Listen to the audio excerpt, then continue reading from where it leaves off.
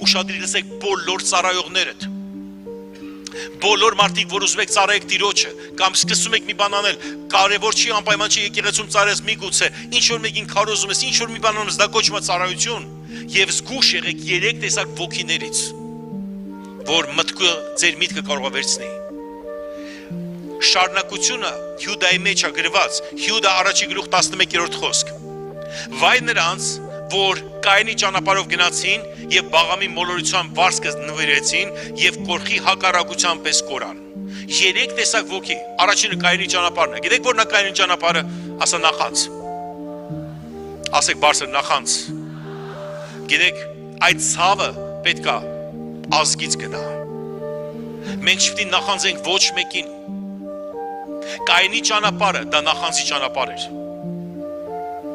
Բաղամի ճանապարհը գրված է մոլորվեցին վարձքին։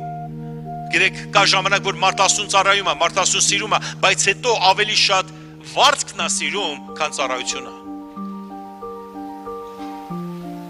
Երբեք մի մտածի Տիրոջ դաշտի մեջ ինչ մի բան պոկես, ծառայել Տիրոջ ամբողջ սրտով։ Քո ծառայությունը ներկայացրու Աստծուն։ Ուրիշ տեղից քեզ կվճարեն, ուրիշ տեղ կանես, բայց երբեք Տիրոջ գործի մեջ եկամուտման մի արի, դա Բաղամի մոլորությունն է։